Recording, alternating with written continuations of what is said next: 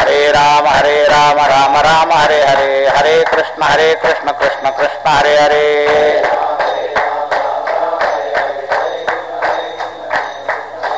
हरे राम राम हरे हरे, हरे कृष्ण कृष्ण कृष्ण हरे हरे.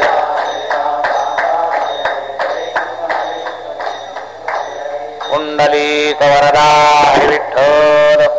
श्री ज्ञानदेव ज्ञानेश्वर महाराज की जय.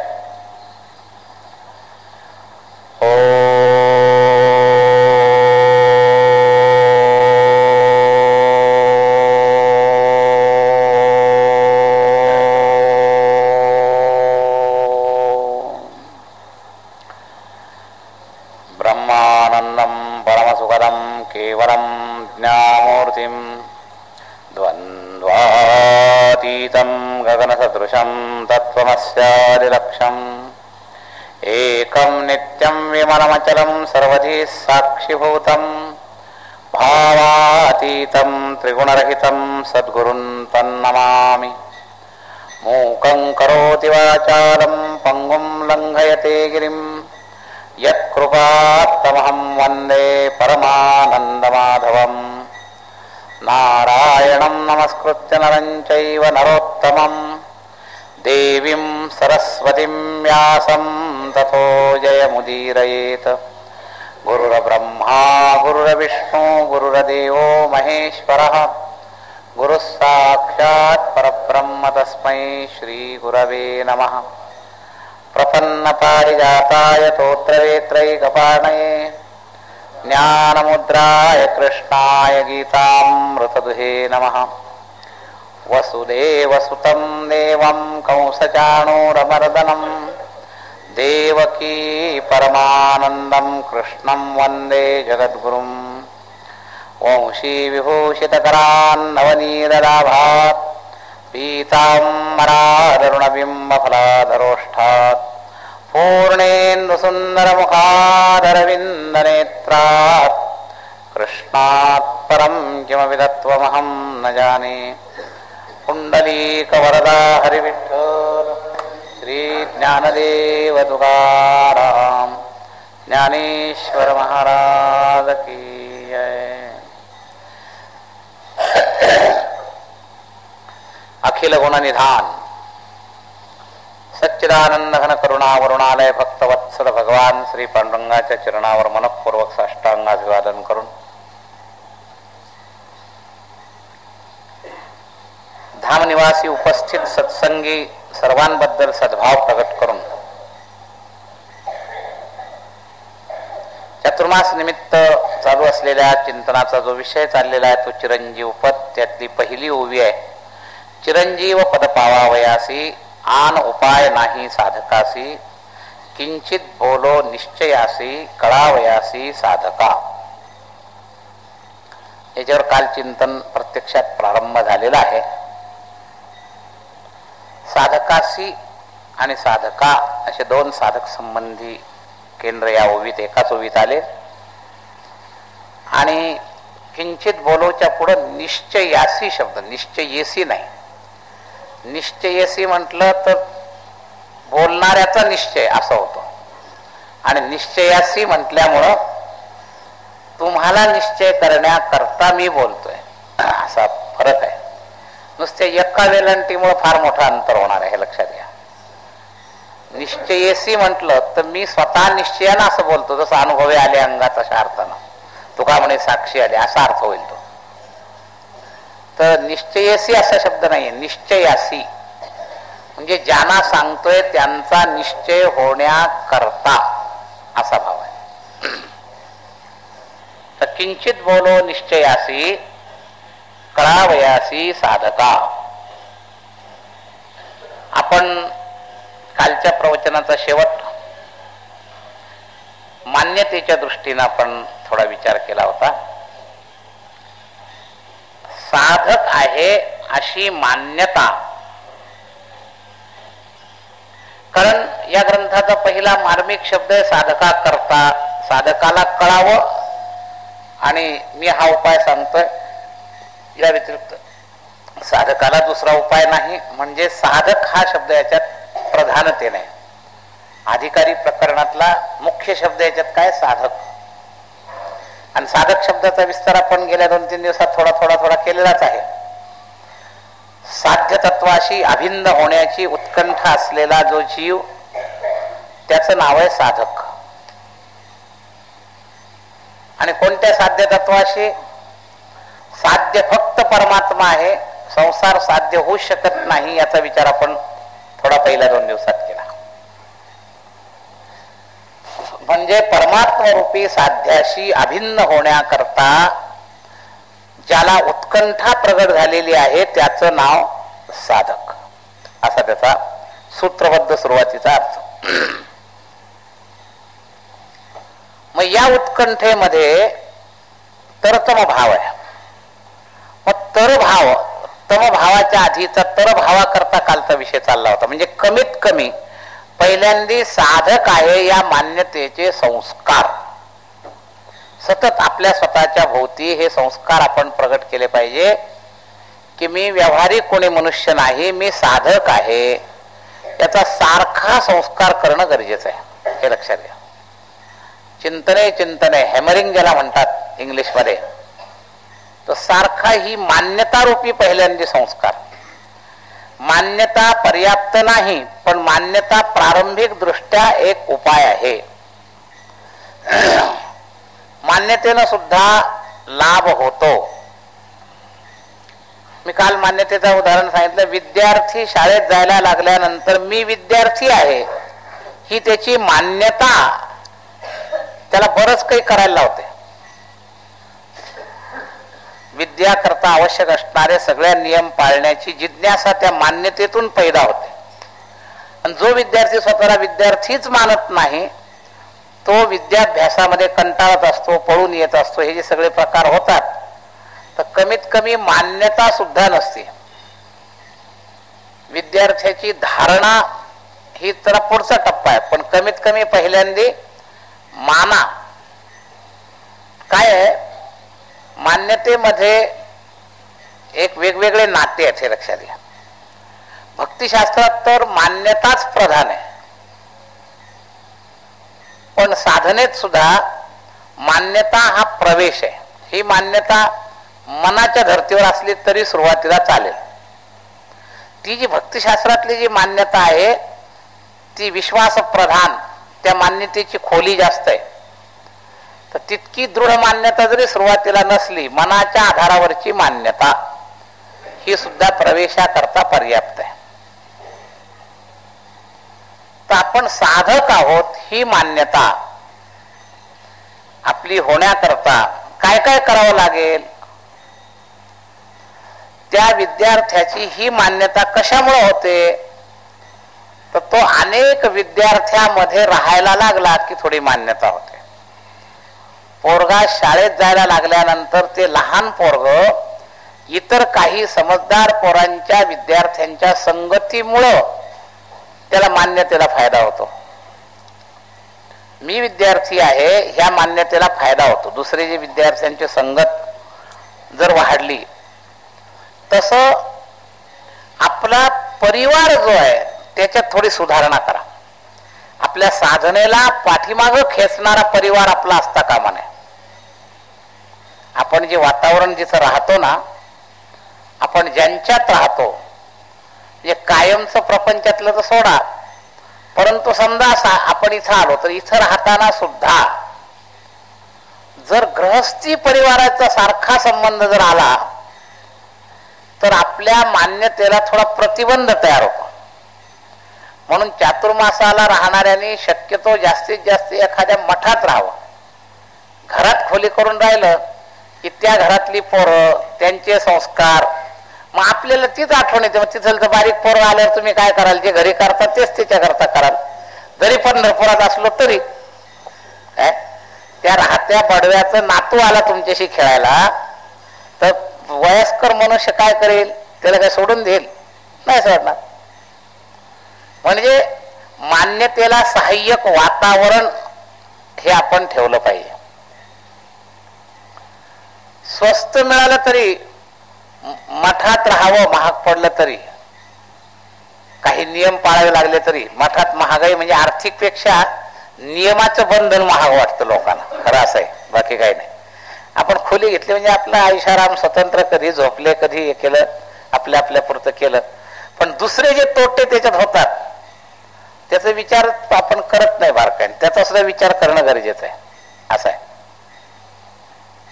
तर मान्यतेला सहाय्यक काय काय, तर मान्यतेला सहाय्यक आहे सत्संग ऐकणं, मान्यतेला सहाय्यक आहे तशा प्रकारच्या वातावरणात राहणं. जसं योगा करता युक्त आहार विहारस्य वर्णन आहे की नाही, तसंच या क्षेत्रामध्ये प्रवेश करण्याकरता सुद्धा विहार युक्त असला पाहिजे. विहार आपला अयुक्त होता कामा नये, याला अनुकूल असाच विहार असला पाहिजे. आहार अनुकूल असा असला पाहिजे, विशेष सांगण्याची गरज नाही, तुमचा सगळ्यांचा साधारणपणेच असा असतो. म्हणजे वारकरी परंपरेमध्ये राहणारी जी मंडळी आहेत त्यांचा आहार साधारणपणे, म्हणजे अगदी त्याला विरोधक नाही, थोडाफार फरक असतो. तमोगुणी तिखट बिखट खाणारी मंडळी असतात, परंतु निदान जो अगदी तमोगुणी आहार आहे त्याच्यापासून तरी परावृत्त झालेले असतात, त्यामुळे त्याचा विषय जास्त सांगायची वाढवायची गरज नाही. तर आहार आणि विहार, मात्र विहार अजून आपला संशोधनपूर्वक नसतो. विहार बऱ्याच वेळेला आपण आपल्या मतलबा पद्धतीनं ठेवतो. तर मान्यता दृढ करायची असेल तर विहार सुधरा. इथं आल्यावर सुद्धा आपल्या काही सवयी सोडा. दिसायला तुम्हाला माझं प्रारंभिक दिसेल, पण परमार्थाच्या दृष्टीने हे कमी महत्वाचं समजू नका. आपल्या घरच्या सवयी आपल्याला लागलेल्या असतात. जसं एक चहाचा मुद्दा, तसा दुसरा पेपरचा मुद्दा. हे पेपर वाचल्याशिवाय जमत नाही, घरची सवय. आपण चातुर्मासाला आलेलो आहोत, म्हणजे मान्यतेला ढिलं करणारा जगत संबंधाचे जे हे टप्पे आहेत ना सगळे, हे टप्पे आपण कमी केले तर आपली मान्यता जी आहे ना ती थोडीशी या दिशेनं वेग घेईल. नाहीतर आपल्या मान्यतेला मागं ओढणारं वातावरण इथं सुद्धा आहेच. शेवटी दगड माती घरं कुठेही गेले तरी आहेतच.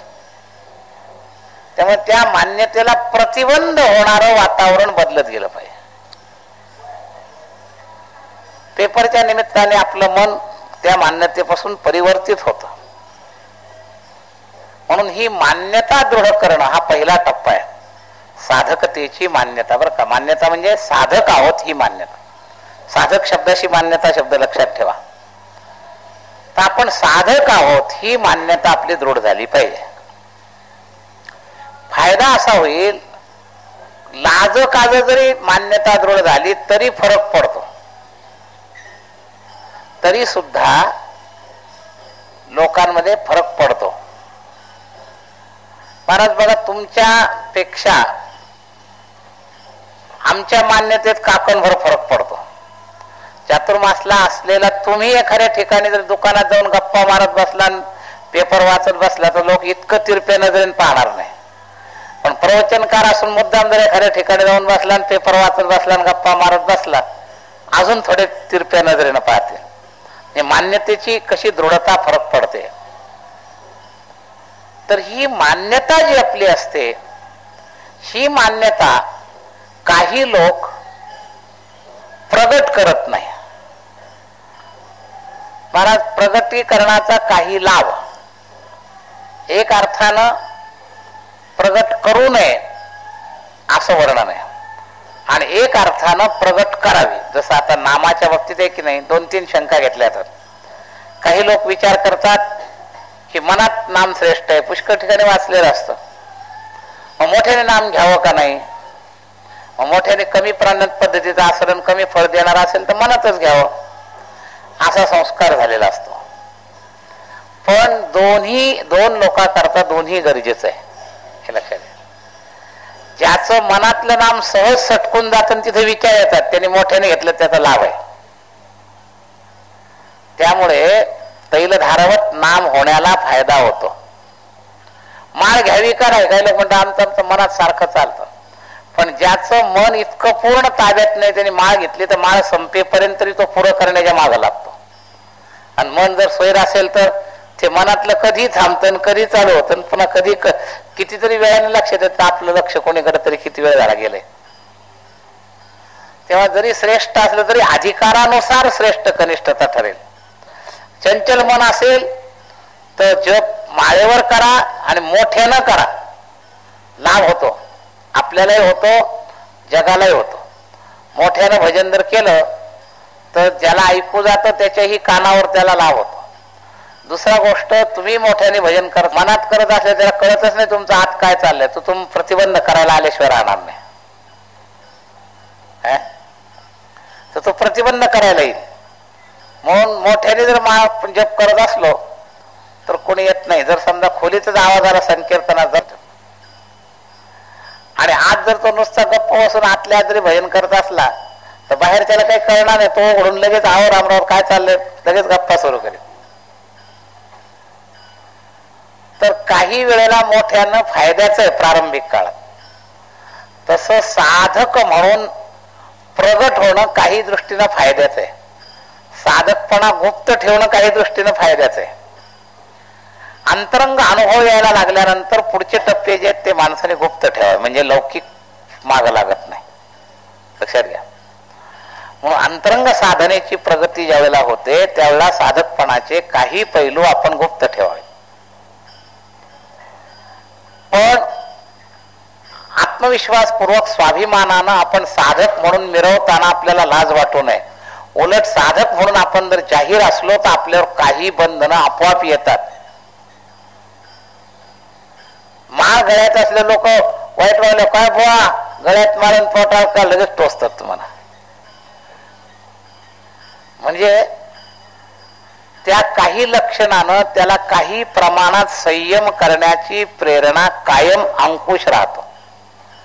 म्हणून साधकपणा काही प्रमाणात प्रगट असलेला फायद्याचा आहे आणि काही पुढच्या टप्प्यात गेल्यानंतर साधकपणा जो आहे तो समाजाला प्रगट नसावा. असे दोन अंग आहेत. तर मान्यतेला सहाय्यक आहे प्रगट असणं. गंध नसल्याने बिघडत नाही, पण असलं तर लोक गंधवाल्याकडे वेगळ्या अपेक्षेनं पाहतात. म्हणून गंध पहिल्यांदा असलंच पाहिजे, माळ असलीच पाहिजे. तिथं मग नुसतं वकिली करू नका त्याचे गळा माळ असो नसो. संतांनी असो पहिलं लिहिलं मग नसो लिहिलंय. पण आम्ही असोकडे लक्ष देत नाही. आमच्या लज्जेच्या ढालेकडं त्या असो नसोचा उपयोग करतो आम्ही. तसं साधक म्हणून येताना काही विशिष्ट टप्प्यापर्यंत आपला साधकपणा उघड ठेवला तर काही संयम आपल्याला आपोआप पाळावे लागतात.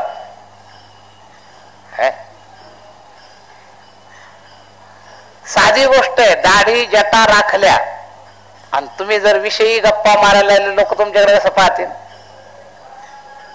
किंवा तुम्ही एखाद्या विषयी चाळा जर तुमच्या हातून घडला तर लोक कसं पाहतील? तर मोठा साधूचा वेश केलाय म्हणते. म्हणजे मग त्याला निदान तेवढं तरी संयमानं राहावंच लागतं. लक्षात घ्या. म्हणून काही प्रमाणातला साधकपणा प्रगट ठेवण्यामध्ये मान्यतेला फायदा होतो. आपला विषय आता पुढे अलीकडे चाललेला आहे, मान्यतेविषयी चाललेला आहे. गहिराईकडे आपण गेलेलो नाही, हे खालच्या स्टेप आपल्या चाललेल्या आहेत. तर ही साधकपणाची जी मान्यता आहे ही दृढ करण्याकरता बहिरंग जी साधकपणाची लक्षणं आहेत ती आग्रहानं पाळली पाहिजेत. आपला विहार हा साधकांमध्ये असला पाहिजे. आपला निवास पवित्र भूमीमध्ये असला पाहिजे. म्हणून भागवधर्मीयांची लक्षणं सांगताना भागवतात जे पुण्यान देशान आश्रयेत असं वर्णन केलंय. तर पवित्र देशाचा आश्रय करावा. आणखीन मदभक्तही साधुभिश्रितान म्हणजे वातावरण. लक्षात घ्या. तर हे वातावरण संगत साधकांची असावी. आहार विहार साधकाला अनुकूल असावा. साधक म्हणून घेण्याची लज्जा नसावी आणि साधकता जाणून घेण्याकरता ग्रंथ चिंतन असावं रोज. म्हणजे ही मान्यता दृढ होईल. लक्षात घ्या. या ग्रंथ चिंतनाच्या माध्यमातून ही मान्यता दृढ होईल. आणि या ग्रंथामध्ये हे अनुभवी लोक कळण्याकरता कुठेतरी संक्षेपाचं एखादं सूत्र देतात. महाराज घरचे लोक पोरांना किती शिकवतात, पोरं तितके लवकर शिकत नाही, पण गुरुजीच्या हातचं छोटं सूत्र मिळालं की पोरांच्या लक्षात राहतं. हे आपण अनेक वेळा पाहतो. काय शिकवण्याची एक पद्धती असते सहज. माणसं बाकी विसरतात, पण ते विनोद माध्यता सहज सहज पद्धतीनं जे हे करतात तर त्या पद्धतीनं लक्षात राहतं.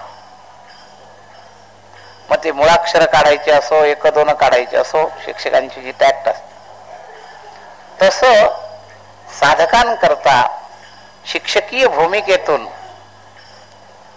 कळावयासी साधका किंचित बोलो. नाथ महाराज काही मर्म याच्यातले सांगायला प्रारंभ करणार आणि याच्यामुळे त्याचा निश्चय होणार आहे. आणि त्याचा निश्चय होण्याकरता ही चर्चा चाललेली आहे. तर निश्चय मान्यतेच्या पेक्षा पुष्कळ पुढे आहे. पण त्या निश्चयापूर्वी मान्यता जर असली, जसं आपण विद्यार्थीपणाची मान्यता असावी, तसं माझे शिक्षक म्हणून सुद्धा एक मान्यता असावी लागते. शब्द फेल का जातात, काहींची प्रवचन परिणाम का करत नाही, मान्यता आपली तिथं कमी असते. असं आहे. एकच प्रवचन काही लोक उत्तम झालं म्हणतात आणि ज्यांची मान्यता वक्त्याशी नसते ते त्याचं छिद्रान्वेषण करत असतात. असं आहे. मान्यता जर नसली तर तिथं काय छिद्रान्वेषण केलं जाईल हे सांगता येणार नाही. लक्षात घ्या. सर्वसाधारण 90% लोक जे आहेत ना, सरळ साधे सज्जन असतात, ते किरकोळ मुद्द्याकडे पाहत नाहीत. पण काही ईर्ष्याळू मंडळी जे असतात ना, त्यांना घेण्यापेक्षा सुद्धा छिद्रान्वेषण वृत्ती असते. इथं अडचण काय आहे, मग कीर्तन चांगलं झालं यापेक्षा मग त्या कीर्तनकाराला आवाजच नाही, छिद्रान्वेषण नाही. काही सापडलं कुठेतरी काहीतरी काढायचं. तर या ज्या गोष्टी असतात हे नेहमी घडतं महाराज. आणि याच्यात सगळा समाज नसतो, 1-2-4%, पण तो सगळं वातावरण बिघडवतो. बाकी बिचारे सगळे सरळ असतात, काही कोणाचं काही अडचण नसते. पण उगाच एखादा परिस्थिती पाहायची नसते, त्याला अमान्यता असली म्हणजे मान्यतेचा मुद्दा आपला काय, वक्त्यावर जशी साधकाची आपल्याशी मान्यता साधक म्हणून असावी, तसं ज्यांचं चिंतन ऐकायचंय त्याच्याविषयी सुद्धा मान्यता पाहिजे.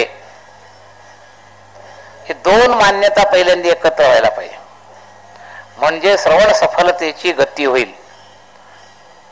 मी तर नेहमी सांगतो महाराज, आमच्या जवळ सुद्धा येणाऱ्या लोकांना, छिद्रान्वेषण वाल्याने इथं येऊन चर्चा करून दुसरीकडे काहीतरी करण्यापेक्षा येऊच नका, काही गरज नाही. छिद्रान्वेषण जी पद्धतीनं नुकसान करते आणि त्याचं स्वतःच जास्त नुकसान होतं, बाकी कोणाचं काही नुकसान होत नाही. नुकसान त्याचं स्वतःच होतं, त्या स्वतःला काही प्राप्त होत नाही. आम्ही चातुर्मास इथं 15-10-20 वर्ष झाले तर चातुर्मास चालू आहे. आम्हाला अनेक वेळेला अनुभव आहेत की इथं ऐकायचं आणि ज्यांचा संबंध नाही त्यांना काहीतरी आपल्याला कळलेलं चुकीचं सांगायचं, मग तिथून काहीतरी पुन्हा दुसरं हे करायचं. म्हणजे हा जो उद्योग आहे हा साधक भूमिकेतला उद्योग नाही. लक्षात घ्या, साधक भूमिकाच नाही. आमचं तर स्पष्ट म्हणणं आहे, या ठिकाणी राहणाऱ्यांकरता येणाऱ्यांकरता साधक भूमिका ठेवण्या. छिद्रान्वेषण परीक्षक निरीक्षक आम्हाला काही तुमच्या सर्टिफिकेटची गरज नाही, हे लक्षात घ्या. आम्ही ज्यांच्यावर परीक्षा देणार त्यांच्यावर देऊ, पण परीक्षेत पास होण्याकरता आपण छिद्रान्वेषण वृत्ती करू नका. हे व्यक्तिगत माझ्याकरता नाही सांगत, जो ग्रंथ चिंतनाला घेतलाय त्याच्याबद्दल सुद्धा मान्यता पक्की पाहिजे. जो ग्रंथावर बोलतोय त्याच्याविषयी सुद्धा थोडीशी मान्यता पाहिजे. एकदम अविचल दृढ श्रद्धा पाहिजे असं मी म्हणत नाही, ती एकदम एकाएकी होणार नाही. काय निर्विकल्प श्रद्धा ज्याला म्हणतात तो पुढचा टप्पा आहे. गुरुशिष्य परंपरेमध्ये त्याची आवश्यकता आहे. श्रोता वक्त्याच्या परंपरेमध्ये एकदम निर्विकल्प श्रद्धेची आवश्यकता नाही. पण निदान मान्यता पाहिजे की नाही, हा शिक्षक आहे एवढी मान्यता तर पाहिजे, तर शिकण्यामध्ये काही रुची लागेल. आणि तेवढी मान्यता नसेल तर काही उपयोग नाही होणार. लक्षात घ्या. म्हणून मी साधक आहे आणि ज्यांचं मी ऐकतो आहे ते साधकाला मार्गदर्शन करण्याची मान्यता असणारे महापुरुष आहेत. म्हणजे आपण ज्यांचं चिंतनाला घेतलंय त्यांच्याविषयीची दृढ श्रद्धा आवश्यक आहे. नाही तर मग विकल्प येतो. विकल्प दोन मुळे येणार नाही. एक तर आपली साधक वृत्ती निर्दोष असेल तर विकल्प कमीच येतील, आणि जो सांगतोय त्याच्यावर जर श्रद्धा असेल निर्दोष तरी विकल्प कमी येतील. आणि या दोन्ही पैकी एक जर बिघडलं तरी विकल्पाला सुरुवात होईल, आणि दोन्ही बिघडलं मग तर प्रश्नच नाही.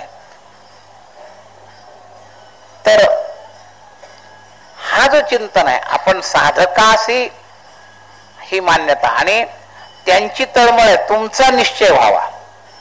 किंचित बोलो निश्चय असे, म्हणजे तुमच्या निश्चयाकरता मी बोलतोय. ही जी तळमळ आहे, सर्वभूत हिते रताहा, ही तळमळ याच्यातून निश्चयाशी शब्दातून निघते. लक्षात घ्या. त्यानं हे तुम्हाला शिकवायच्या करता तुम्हाला हे सांगत नाहीत, निश्चय व्हाय करता सांगतायत. शिकवणं वेगळं आणि निश्चय करवणं वेगळं. महाराज आज कोण आहेत? महात्मेच नाहीत निश्चय करवणारे, निश्चयाची तळमळ असणार. शिकवणारे अनेक पडलेत. जे पाठ चालतात ना, या पाठामध्ये शिकवण्याची वृत्ती आहे. तुमचा निश्चय करवून देण्याची मुळीच त्यांना फार मोठी गरज आहे असं नाही. हे मिळत नाहीत महाराज फार लोक, हे फार दुर्मिळ झाले. शिकवणारे आहेत पण निश्चयाशी असणारी तळमळ असणारे शिक्षक नाहीत. लक्षात घ्या.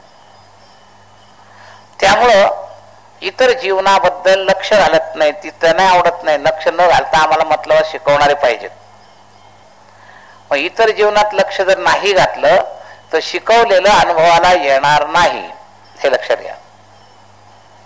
इथं वृत्ती प्रभाकराचे पाठ चालतात आणि पाठ घेणारे गुटखा खातात. मला माहिती आहे, नाव घेऊन सांगू शकतो मी. आपल्याला काढायचं नाही. कशा करतात? सिद्धांतापुरतं काढायचं. मग जो पाठ देतोय त्याचंही लक्ष नाही, जो पाठ घेतोय त्याचंही स्वतःकडे साधक म्हणून वृत्ती नाही. काय उपयोग आहे? म्हणजे वृत्तीमध्ये शिकवणाऱ्याची इच्छा सुद्धा पाहिजे. नाथांची इच्छा आहे किंचित बोलो निश्चय असे, तुमचा निश्चय व्हावा याकरता मी बोलतोय. मी बोलतोय म्हणजे माझी विद्वत्ता दाखवण्याकरता नाही. बोलण्याचे सुद्धा प्रकार आहेत. तुमची विद्वत्ता दाखवण्याकरता, आणि ज्याच्या करता बोलतोय त्याच्या उद्धाराची कळकळ ठेवून. नाथ महाराज बोलतायत तुमचा निश्चय व्हावा या हेतून. आज ही तळमळ नाही, श्रोत्यांचा निश्चय व्हावा याची तळमळच नाही. का नाही? 2-3 कारणामुळे नाही. एक गोष्ट म्हणजे स्वतः पूर्ण वास्तविक परमार्थाचे माणसंच नाहीत. त्यांच्याजवळचं स्वतःचं ज्ञान हे ग्रंथाचं ज्ञान फक्त उपयोगाकरता, शाब्दिक उपयोगाकरता ग्रहण केलं गेलेलं असतं. त्यामुळं ती तळमळ राहत नाही. कारण आडात नाही तर पोहरत येईल कुठून. त्यांना स्वतःला जर उद्धाराचीच कळकळ नसेल तर ते शिक्षण पुढच्याला काय सांगणार आहे? तर त्यांना उद्धाराची कळकळ असली किंवा उद्धाराच्या कळकळीमुळे ते जर उद्धाराच्या अवस्थेपर्यंत पोहोचलेले असले तर या ज्ञानाने बाकीच्यांचा उद्धार व्हावा हे त्यांच्यात राहील. पण ग्रहण करताना संग्रह म्हणून जर ग्रहण केला असेल तर, होलसेल व्यापारी वस्तू ग्रहण करतो संग्रह म्हणून, आणि रिटेल दुकानदार घेतात ती संग्रह म्हणून विकाय करतात.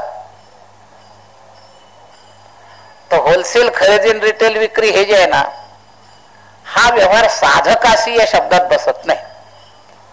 आता काय चिरंजीव पदामध्ये महाराज काही गोष्टी थोड्याशा साफ बोलाव्याच लागणार, कारण हे सगळं पुढे वैराग्य प्रकरण जेव्हा येतं ना तेव्हा हा सगळा विषय येणार आहे.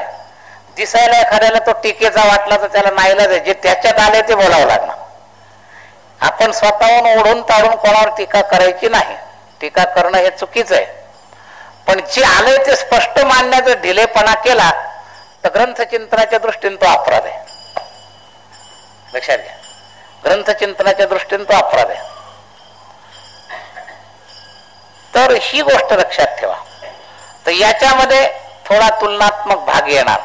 याचं कारण नाथ महाराजांची साधकाविषयीची असणारी अपेक्षा आणि आत्ताचं साधकाचं स्वरूप यामध्ये खूप अंतर असल्यामुळं तुलनेच्या निमित्तानं ती चर्चा आपोआप येणार, आणावी लागणार नाही. पण ते समोर दिसते ना आत्ताची दिसणारी साधकांची स्थिती आणि नाथांची साधकाविषयीची अपेक्षा. मग ही अपेक्षा तुमच्यावर जर संस्कारित करायची ठरली तर आत्ताचा संस्कार साधकपणाचा जर चुकीचा संस्कार तुमच्यावर असेल तर तो काढण्याकरता ही आत्ताची वर्तमानकालीन जी काही साधकांबाबतीची चर्चा आहे ती ओघानं येणार. पण ती आली म्हणजे याचा अर्थ ती टीका करण्याच्या हेतू नाही असं तुम्ही जर अर्थ करू लागला तर तो पूर्वग्रह दूषित आहे तुमचा, हे लक्षात घ्या. पण टीके करता नाही, आपल्याला आपल्या सुधारणेकरता हे सगळं प्रामाणिकपणे पाहावं लागणार आहे. हे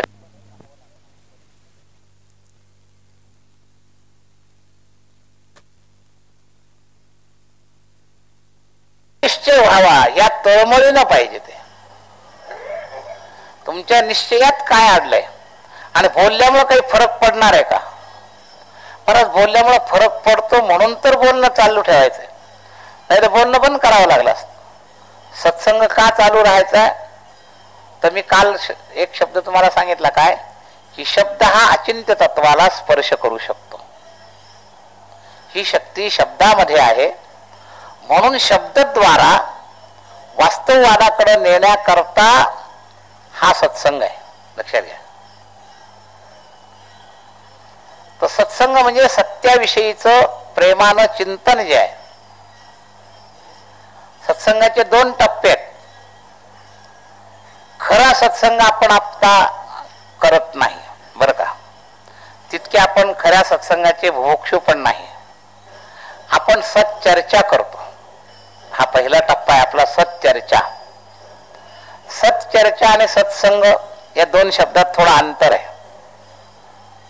आता हे जे किंचित बोलो आहे ना, या किंचित बोलो मध्ये सच्चर्चा आणि सत्संग दोन्ही घडणार आहे, हे लक्षात घ्या.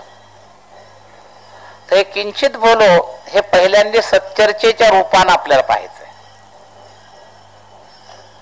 आणि सच्चर्चा सत्संगामध्ये परिणित होऊ शकते. सच्चर्चेनं जर तुमच्यावर परिणाम केला तर सत्संगाकडे दिशेनं तुम्ही जाल. संघ शब्द तुम्हाला माहिती आहे, माग मी संत विषयावर विचार करताना संघ आणि सहवास या विषयावर बोललेलो होतो. काही श्रोत्यातले तेच असतात, काही नसतात. संघ हा अंतरंग आहे, हे लक्षात घ्या. स अंग, अंगासहित सहवास, अंतरंगासहित सहवास हा संघ आहे. आणि चर्चेमध्ये एकाच अंगाचा स्पर्श आहे, लक्षात घ्या. वाणीद्वारा जो स्पर्श आपण करतो तो एकाच अंगाचा स्पर्श सच्चर्चेत होतो. आणि सत्संगामध्ये जरा अजून सखोलत आहे. तर आपण सत्संग कमी करतो, सच्चर्चा करतो, हरकत नाही.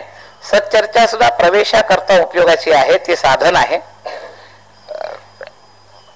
आणि म्हणूनच ही जी प्रवचन आहे सच्चर्चेच्या माध्यमातून आपल्याला थोडं सत्संगाकडे प्रेरणा देण्याकरता बुद्धीला धक्का देणारी असते ही सच्चर्चा. स्टार्टर हा जसा मशीनला स्टार्ट करतो तसं सत्संगाची ज्योत पेटवण्याचं स्टार्टर आहे हा सच्चर्चा. सच्चर्चा म्हणजे सत्संग नाही, सच्चर्चा सत्संगापासून अलीकडे आहे. पण त्याच्याशिवाय आपण काही करू शकत नाही. पहिल्या टप्प्यात माझ्याजवळ माझं मत तुम्हाला मांडण्याकरता पहिलं काय? वाणी, शब्द. आणि तुम्हाला सुद्धा माझं मत ऐकण्याकरता पहिलं साधन काय? शब्द श्रवण. म्हणून सच्चर्चेमध्ये श्रवण आणि वर्णन वक्तृत्व याद्वारा त्या सत्तत्वाचा स्पर्श करण्याची पहिली पायरी ही सच्चर्चा आहे, हे लक्षात घ्या.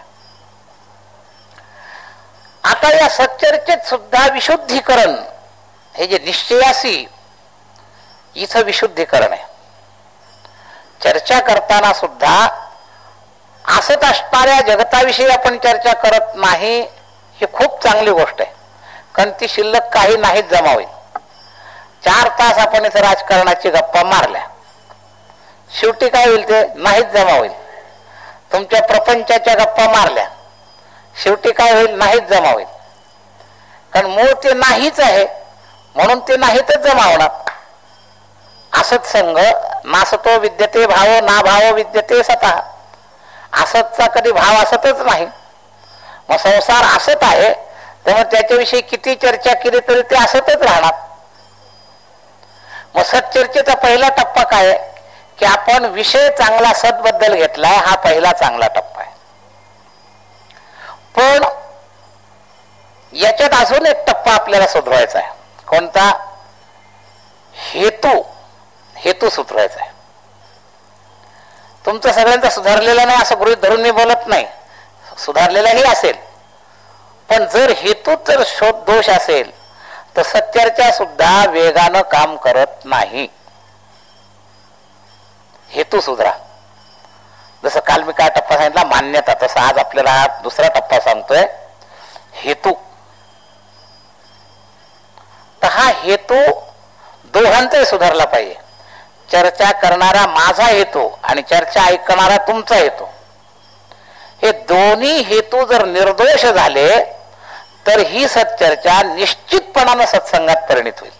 निश्चितपणानं. अगदी हेतू दोष राहायला नाही पाहिजे, बाकी चालेल. बौद्धिक समज कमी असली चालेल, ती आज न उद्या वाढेल. सच्चर्चेमध्ये बौद्धिक समज सुद्धा लागते. कानाने कधी थोडंसे कमी जास्त ऐकायला येतं, तेही थोडं क्षम्य करता येईल. जेवढं जेवढं ऐकेल त्याच्यातून काही करता येईल. पण हेतू शुद्ध नसला, म्हणून ती छिद्रान्वेषणचं मी जी गोष्ट सांगितलं ते हेतू अशुद्धी नसतोय. मग निश्चितपणानं हे श्रवण ही तुमची जीवनाची पहिली साधनाच ठरेल. हेतू शुद्धी जर झाली, प्रवचन ऐकण्याचा हेतू शुद्ध पाहिजे, अशुद्ध हेतू नको. काही लोक परीक्षक निरीक्षक काय सांगतात, पण लोक फार गर्दी करतात, काय सांगतात असं, हेतू अशुद्धीवर काही हेतू अशुद्धी. मग हेतू अशुद्धीमध्ये छिद्रान्वेषण सुरू होतं. हेतू शुद्धीमध्ये छिद्रान्वेषण नाही होत. आता ज्याला कळलंय ते तर गोष्ट सोडून द्या.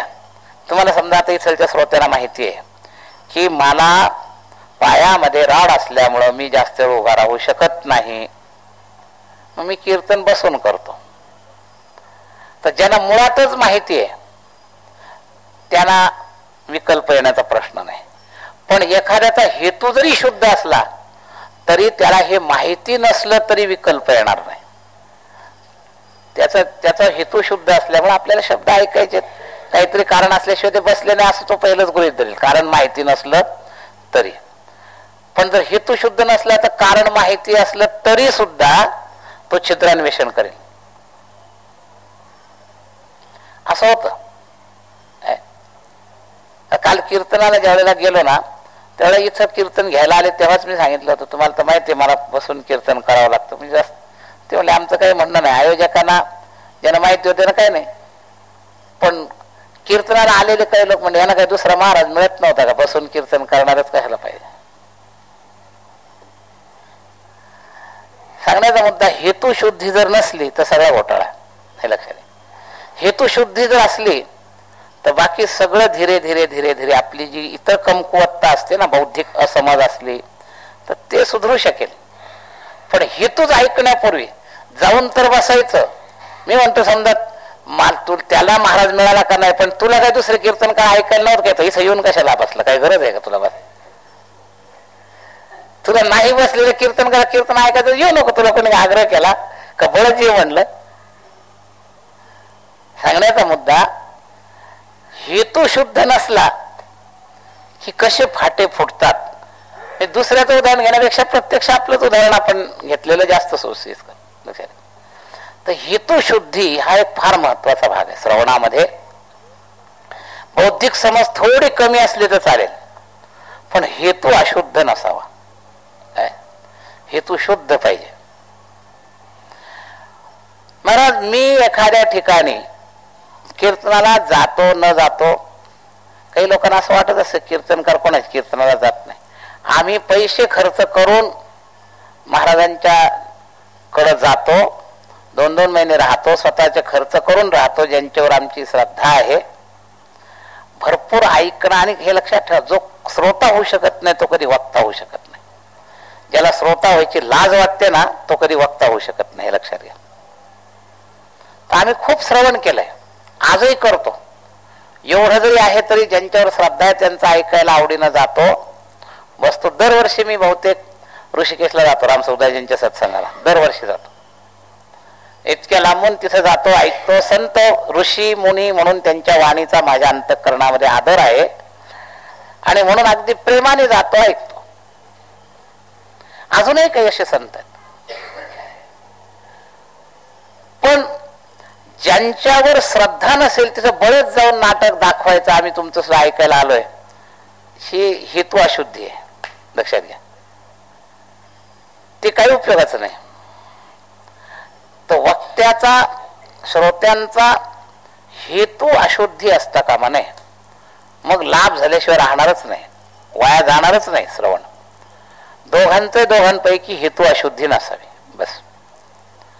वक्त्याचा व्यवहारी उपयोग मला करावा म्हणून मी तुमच्या प्रभावाकरता जर वक्तृत्व केलं तर ही माझी हेतू अशुद्धी. श्रोत्याच्या परिचयाचा उपयोग भक्त बनवण्याकरता, श्रीमंत आहे त्याच्याकडे पाहून किंवा त्याला आवडेल असं, ही सगळी हेतू अशुद्धी वक्त्याची, हे लक्षात घ्या. ही हेतू शुद्धी नाही. आणि वक्त्याच्या समोर मी दिसावं,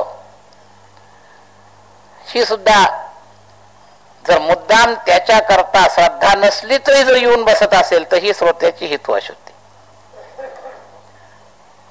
हेतू अशुद्धी ठेवू नका, हेतू शुद्ध ठेवा.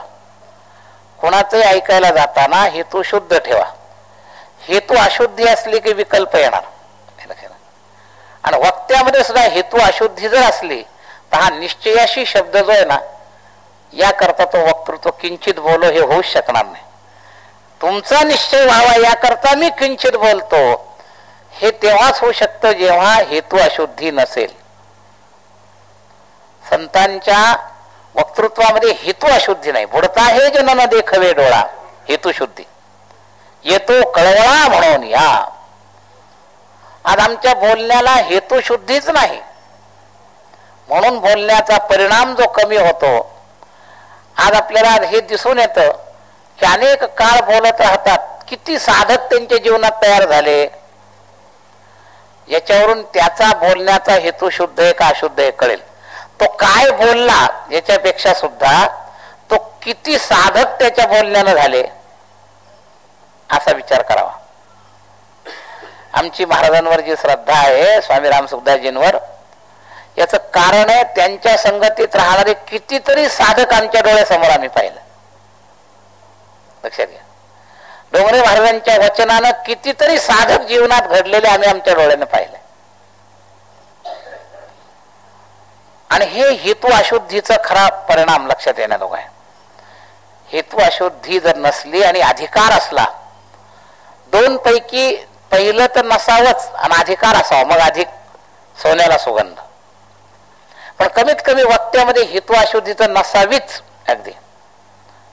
शिवाय अनुभवाचा अधिकार, मग सोन्याला सुगंध. त्याच्या वाणीचं तेज काय विचारावं.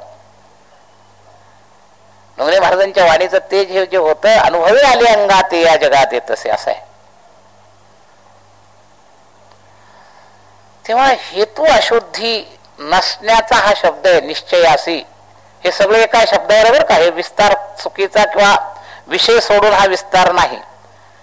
निश्चयासी शब्द जो वापरलाय नाथाने, तुमचा निश्चय व्हावा याकरता मी बोलतोय. किंचित बोलो निश्चय असे, याचा अँगल अर्थाचा लक्षात घ्या.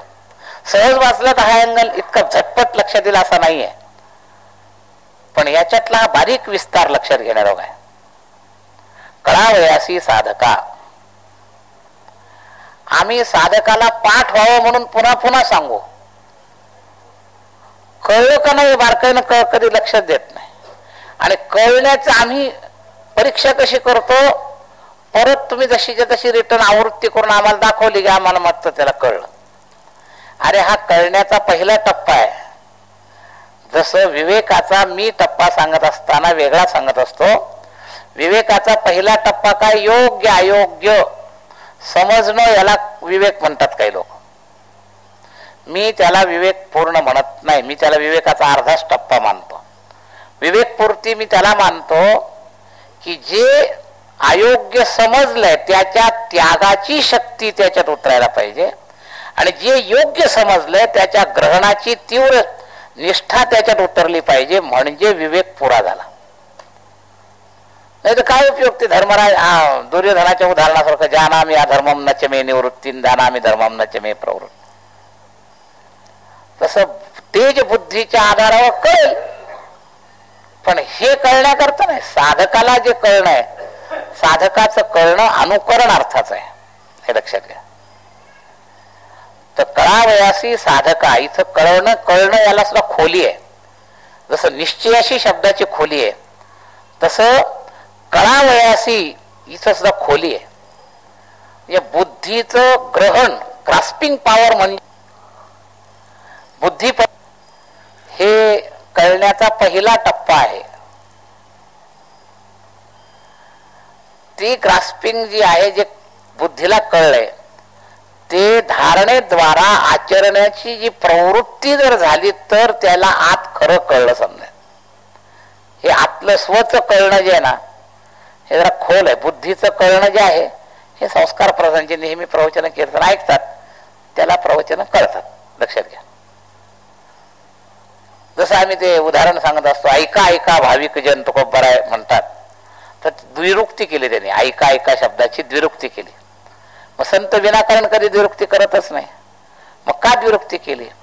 एक ऐकणं ही केवळ क्रिया आहे, आणि एक ऐकणं या शब्दाचा अर्थ आहे अनुकरण. आई म्हणते पोरग माझं ऐकतच नाही, म्हणजे त्याला काय बहिर असतं का? ते बहिर नसतं, ते त्याला ऐकू येत असतं, पण आईच्या सांगितल्याप्रमाणे ते आचरण करत नाही, म्हणून आई शब्द वापरते, ते माझं ऐकत नाही. तर ऐकण्याचा एक अनुभव अनुकरण असा अर्थ आहे. तसं कळण्याचा एक अर्थ आहे बुद्धीची ग्रास्पिंग, आणि एक अर्थ आहे स्वचा निश्चय त्याप्रमाणे आचरण्याचा. हे कळणं खरं यथार्थ कळणं जे आहे ते हे. आणि निश्चयाकरता अशा प्रकारचं कळणं व्हावं लागतं, तर निश्चय होतं. हे बुद्धीचं जे कळणं आहे हे निश्चयाला नाही देत, ते फक्त चर्चेतच थांबतं. तर इथलचं चर्चा, इथलचं जे चिंतन आहे ते असं आहे की नाथ महाराज मी जे थोडस बोलणार आहे म्हणतात ते कशा करता? तुमचा निश्चय व्हावा या करता, आणि निश्चयाच्या लेव्हलनं स्वला कळावया करता. साधकासी कळावयासी निश्चयासी किंचित बोलो, असा अन्वय करून घ्या. साधका कळावयासी निश्चयासी किंचित बोलो, म्हणजे त्याला हे कळावं, त्याचा निश्चय व्हावा याकरता मी थोडस बोलणार आहे, असं प्रतिज्ञा वाक्य झालं तयार. चिरंजीव पद पावावयासी आन उपाय नाही साधकासी, इथं तुलना केली आहे. तर आन उपाय नाही हे मी जे बोलणार आहे याचं कारण एक ही आहे की इतर उपाय नाही हे सुद्धा कळलं पाहिजे. निश्चयाकरता आन उपाय नाही हेही कळलं पाहिजे. आन उपाय नाही हेही कळलं पाहिजे निश्चयाकरता, म्हणून मी काही बोलणार आहे. म्हणजे जो आन उपायामध्ये अडकलेला आहे, आन म्हणजे इतर, मी जो हा ह्याच्यातला विषय सांगणार आहे या विषया व्यतिरिक्त इतर उपायामध्ये जे अडकलेले आहेत त्यांना मी हे कळावं म्हणून थोडस बोलणार आहे की तुम्ही ज्या उपायात आहात तो उपाय चिरंजीव पद प्राप्त करण्याकरता साधका करता पर्याप्त नाही. चिरंजीव पद पावावयासी आन उपाय नाही साधकासी, किंचित बोलो निश्चयासी कळावयासी साधका, अशी ही पूर्ण ओवी जी झाली. तर या आन उपायाची चर्चा कालही मी म्हणलो होतो की करील. अजून आपली ही आन उपायाची चर्चा थोडीशी शिल्लक आहे, पण ओवीचा मूळ भावार्थ संपत आलाय, फक्त आन उपायाचा विस्तार थोडा राहिलाय. आजच्या याच्यात काही तो होणार नाही. तर आज आपण निश्चयाची शब्दाशी खोली आणि कळावयासी या दोन विषयाचा विचार आपण केला. तर याकरता हे जे किंचित बोलो आहे हे निश्चय असे तुमचा निश्चय व्हावा याकरता असल्यामुळं या बोलण्याला एक वजन आहे, एक अधिकार आहे, हे लक्षात घ्या. स्वार्थानं बोलणं नाही, तुमचा निश्चय व्हावा म्हणून मी बोलतोय. मला मानावं म्हणून मी बोलणं वेगळं, माझा मान तुम्ही करावा म्हणून बोलणं वेगळं, मी मोठा आहे हे सिद्ध व्हावं म्हणून बोलणं वेगळं, मी विद्वान आहे तुम्हाला दिसावं म्हणून बोलणं वेगळं, तुमच्याकडून मला काही फायदा घ्यायचा आहे म्हणून बोलणं वेगळं, आणि तुमचं कल्याण व्हावं म्हणून मी बोलणं वेगळं. तर निश्चय होण्याचा हेतू इथं कोण आहे? तुम्ही आहात. नाथांचं बोलतोय का, माझ्या लेवलचं नाही. मी माझा शब्द वापरला, फक्त नाथांची लेवल इतक्या उच्चतेनं हा ग्रंथ मांडण्यापूर्वी आहे. म्हणजे शुद्ध साधकांच्या विषयी कळकळ, आणि त्या कळकळीतून नाथ महाराज हे किंचित बोलणार आहेत. मग हे किंचित बोलणं कदाचित तुम्हाला लागेलही, कारण आपण जी खेडेगावी म्हणे की नाही साधी, की खरं बोललं तर सख्या आईला राग येतो, ही जी म्हण आहे ना, याच्या सार्थ होणार आहे.